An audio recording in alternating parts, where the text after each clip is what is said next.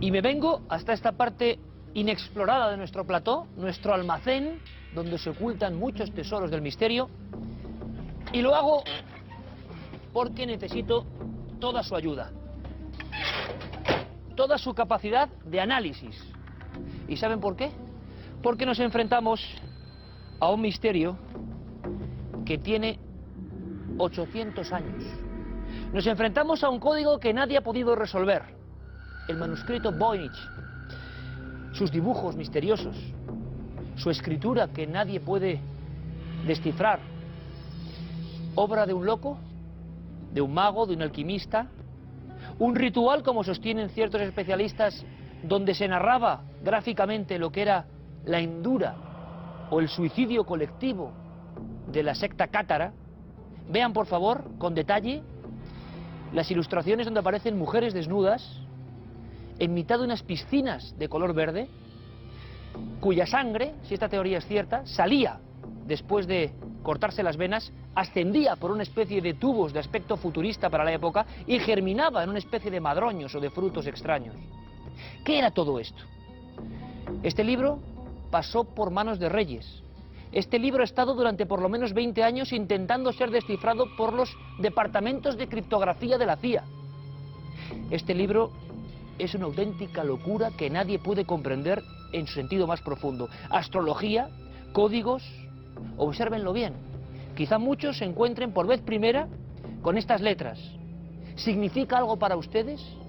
A veces la ayuda a abrir las páginas oscuras de la historia para que todos puedan contemplarlas puede llevar a que tengamos alguna conclusión. Les invito al desafío. Vamos a hacerlo. Y como digo, quiero su ayuda. ¿Qué les dice? ¿Qué les inspira? ¿Qué puede haber dentro del manuscrito más extraño de todos los tiempos? El manuscrito Voynich. La Biblioteca Beinecke de Manuscritos y Libros Raros, ubicada en el campus de la Universidad Norteamericana de Yale, contiene una de las más impresionantes colecciones de incunables, libros raros y pergaminos de todo el mundo.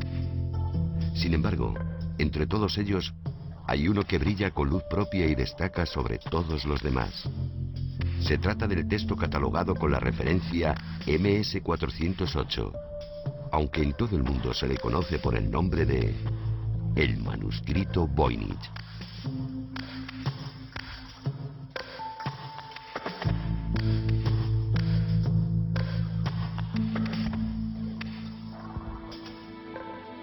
Se trata de un texto escrito en una lengua desconocida, ilustrado con acuarelas fascinantes e incomprensibles de plantas y constelaciones que no existen, y decorado con imágenes de mujeres desnudas que se bañan en estanques de aspecto extraterrestre. Su principal atractivo, lo que lo hace tan especial, es que se trata de un texto indescifrable.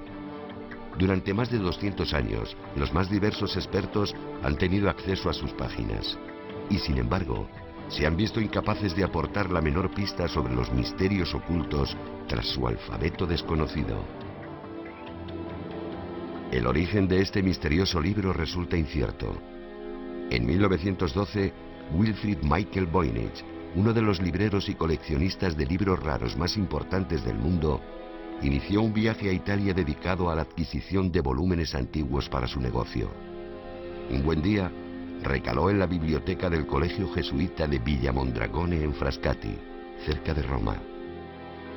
Revisando un arcón que contenía una serie de libros de los que los curas deseaban desprenderse, le llamó la atención un volumen en cuarto escrito en unos extraños caracteres que no pudo identificar. Para acrecentar el misterio, entre las páginas del libro, Voynich halló una antigua carta escrita en latín y fechada en 1666. Los sacerdotes se mostraron de acuerdo en vender tanto el manuscrito como la carta, y Voynich partió con ellos rumbo a su negocio londinense. Una vez allí, envió las copias a los más reputados lingüistas de su tiempo. Ninguno de ellos fue capaz de identificar la lengua en la que el libro está escrito. Así daba comienzo uno de los enigmas más sorprendentes de la historia. En la actualidad, se barajan tres hipótesis para explicar la existencia del enigmático manuscrito. O se trata de un mensaje codificado con una técnica tan sofisticada que aún nadie ha podido dar con un medio para descifrarlo, ¿O es un elaborado fraude medieval para vender un texto presuntamente místico por una buena suma? ¿O se trata de un libro escrito en una lengua desconocida? Existen argumentos a favor y en contra de todas estas hipótesis, pero ninguna prueba concluyente para decantarse por una u otra. Los que han tenido el privilegio de verlo dicen que el manuscrito parece sonreír burlonamente, como si se supiera poseedor de un secreto que nunca va a revelar.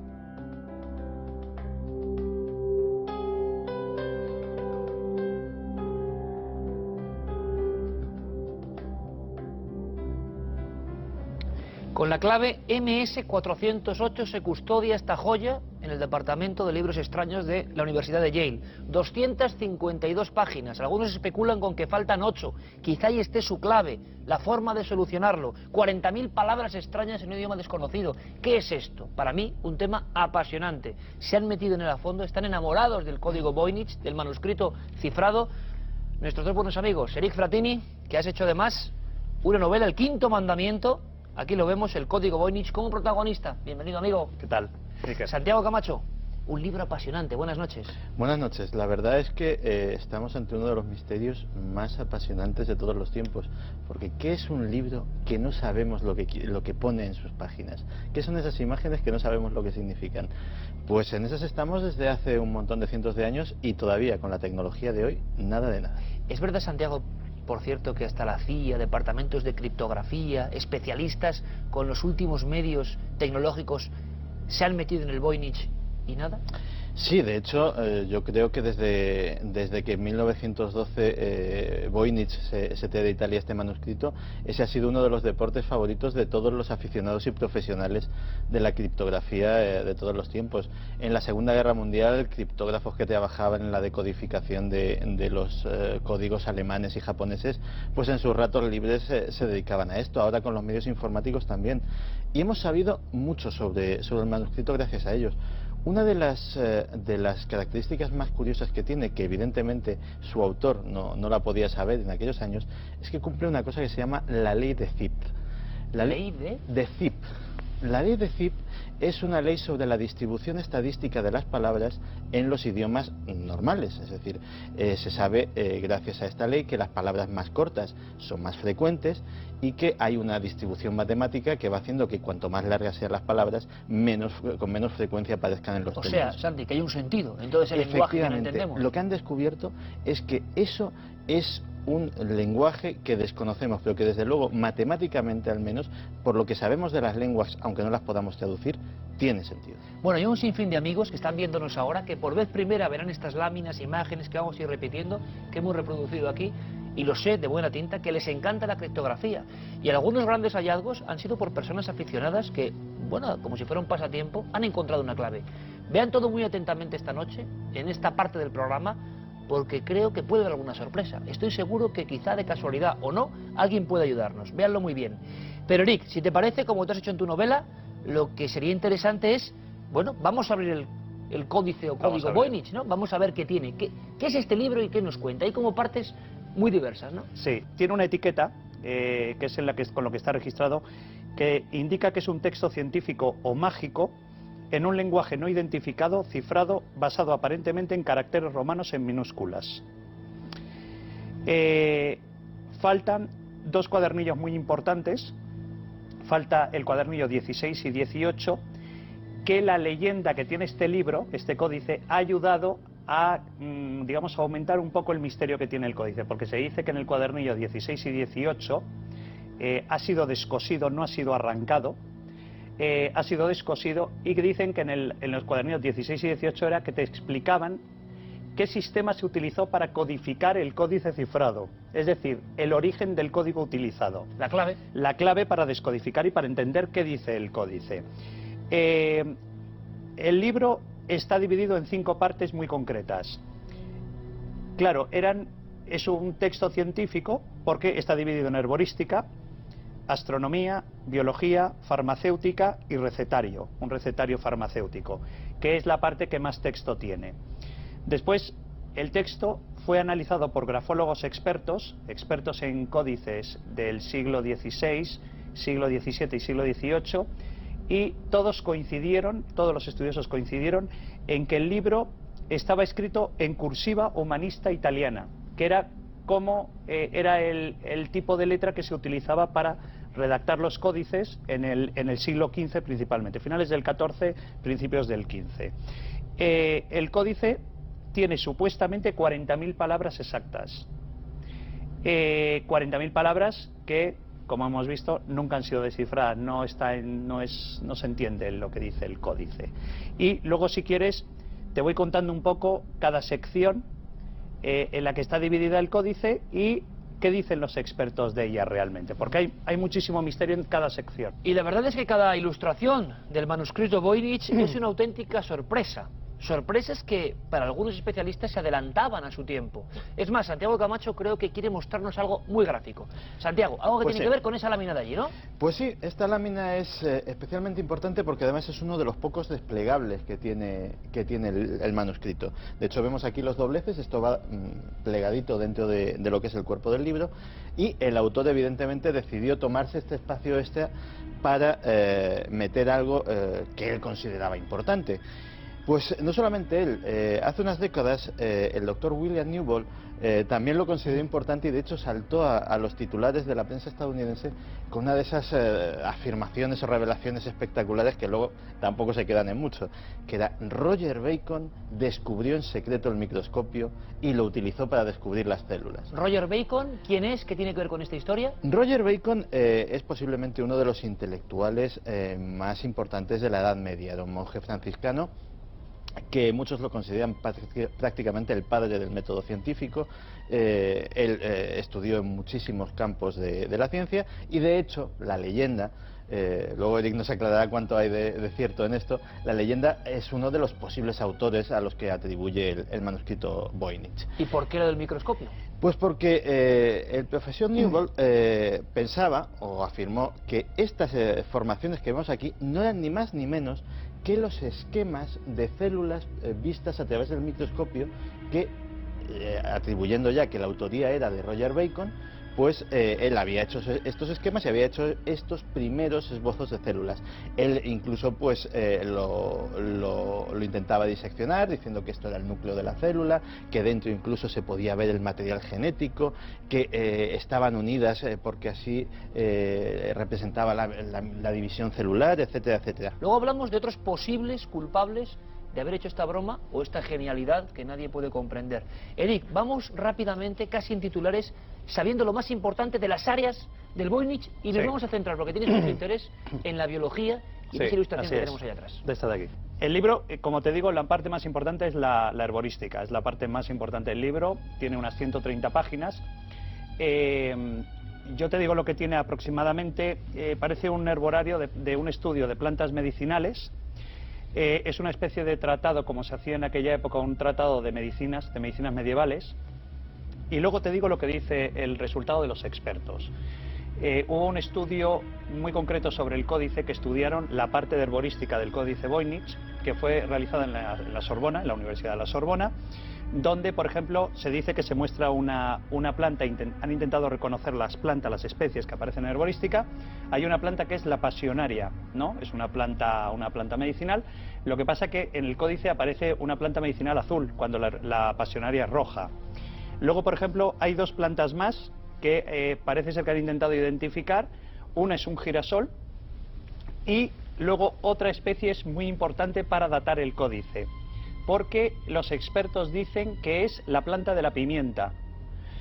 Claro, la pimienta no llegó a Europa hasta después de 1492, del descubrimiento de América por Colón. Entonces, claro, ahí es cuando dicen, es decir, que si se conocía lo que era la planta de la pimienta, quiere decir que el códice es posterior a 1492. La NASA ha hecho un estudio.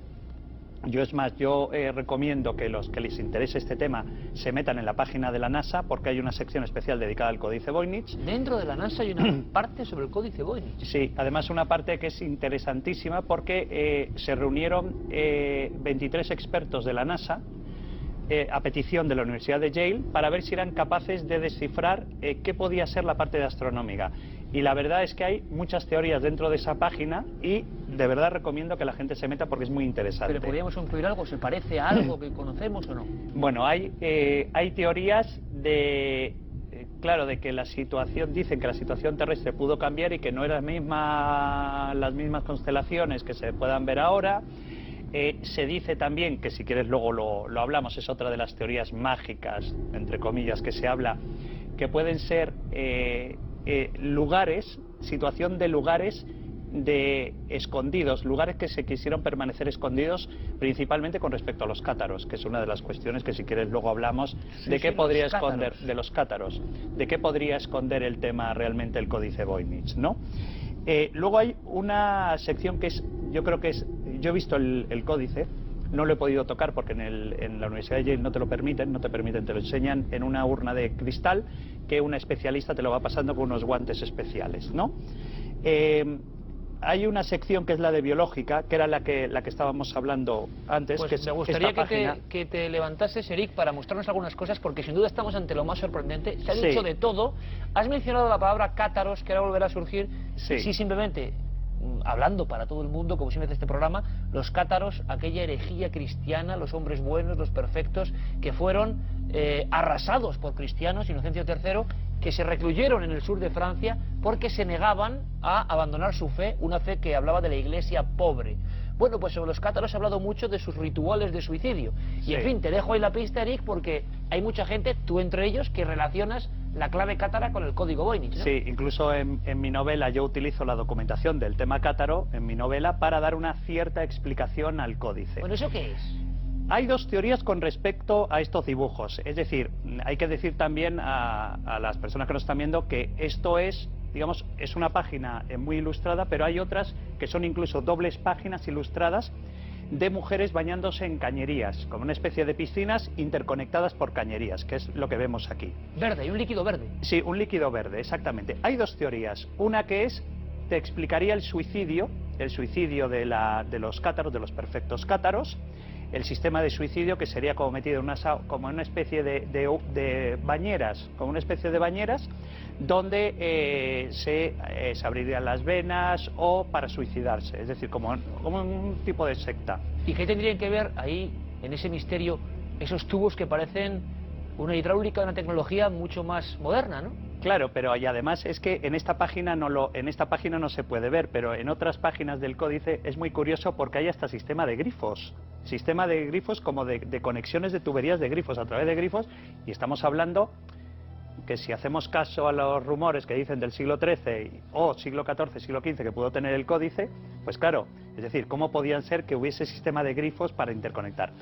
Yo te digo otra explicación que han dado a este tipo de dibujos, es que o es el sistema digestivo, el aparato digestivo, o en una página del códice se ve muy bien el aparato genital urinario femenino, que podría ser una explicación. Hay mucha gente que ha dicho que podría ser un tratado realmente, uno de los primeros tratados de lo que es el interior del cuerpo humano.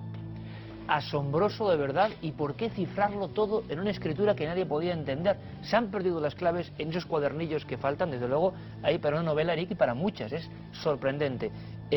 Santiago, hay una cosa que también nos inquieta. ¿Cómo es posible que la Inquisición, tan perseguidora, tan perfectamente catalogadora de los libros prohibidos, en los que ponía una mano blanca, que a veces no podía leer ni el censor, se le escapase este códice Voynich? Y otra cosa incluida en la pregunta, ¿es verdad que luego cuando llega nuestro tiempo, cuando el librero Voynich lo intenta vender, nadie se lo compra?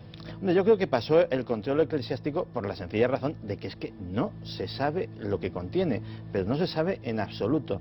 Las imágenes con que está ilustrado... Los cuerpos femeninos desnudos pueden haber causado algún problema. Sí, pero tampoco en el entorno resultan especialmente ofensivos. Todo tiene un aspecto tan académico, tan de libro de texto, aunque no se sepa exactamente de texto de qué, tan de recetario de vaya usted a saber qué disciplina o qué arte, que sin realmente saber el contenido, aquello no pasaba de ser una curiosidad, y como tal curiosidad se pasó siglos probablemente en aquel arcón del colegio jesuita de Vilamón de Ahone. Y después los modernos compradores de libros, parece mentira, el señor Voynich, librero importantísimo, no logra darle salida.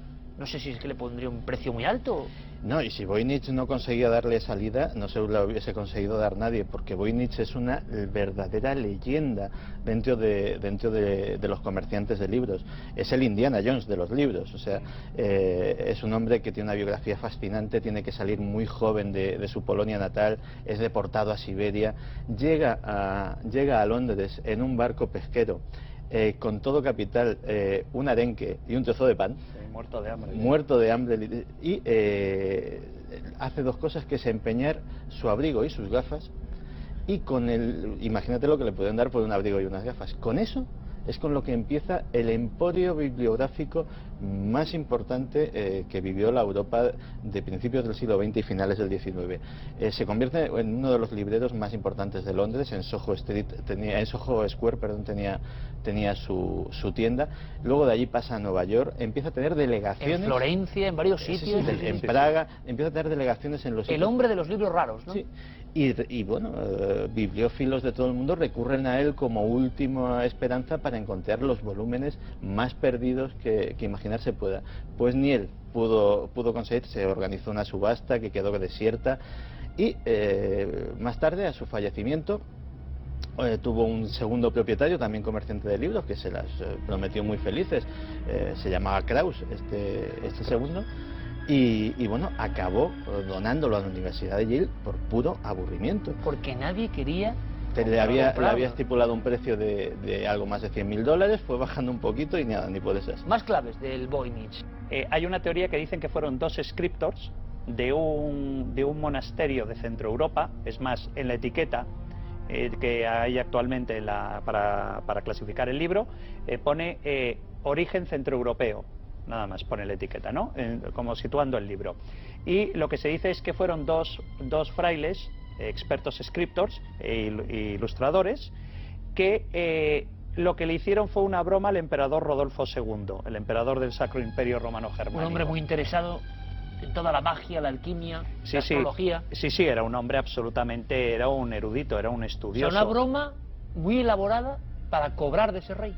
Sí, además parece ser que se lo vendieron por 600 ducados, que para que la gente se haga una idea pueden ser aproximadamente unos 45.000, 50.000 euros de la actualidad, 600 ducados de entonces. Dicen que fue uno de los libros más caros pagados por un monarca de la época. El último estudio que se hizo fue la Agencia de Seguridad Nacional de los Estados Unidos, la NSA, que son los expertos en rotura de códigos y en ruptura de códigos secretos. Hicieron un estudio hasta el año 90, 91, tuvieron el estudio públicamente que se podía leer. Ahora lo han quitado, ahora no se puede leer el estudio que hicieron. Pero lo dirigió William Friedman, es en base a uno de los grandes, yo creo que uno de los grandes genios que han tenido el tema de código secreto, de creación de código secreto, los criptógrafos y criptoanalistas. ¿Y qué decían? ¿Imposible de descifrar? Imposible de descifrar. Intentaron, a través de la sustitución de cifra, que parece ser el sistema más normal y más corriente para la sustitución de cifra, pero no consiguieron descifrarlo. ¿A qué les suena? Háganos llegar sus opiniones, sus pesquisas, porque a veces de esta forma, claro, en esa época no podían trabajar cientos de miles de amigos. Ahora sí, quizá nos llegue algo interesante. Desde luego que recomendamos el Quinto Mandamiento de nuestro compañero Eric Fratini. Santiago, por su parte, con sus ordenadores y sus programas, igual que Guillermo León, seguirá investigando, no les quepa la menor duda.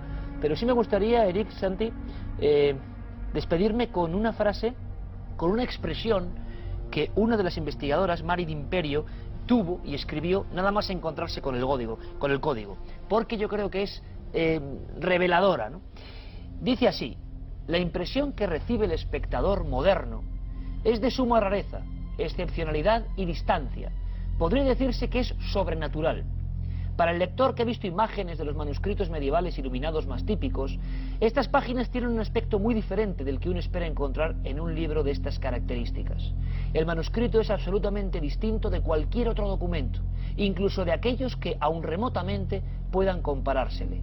Nadie, hasta donde yo sé, ha descubierto hasta el momento nada que se le parezca en lo más mínimo. Eric, Santi, un auténtico placer, y gracias también a vosotros me he sumergido yo un poco en este mundo que creo que es maravilloso. Pero les hablaba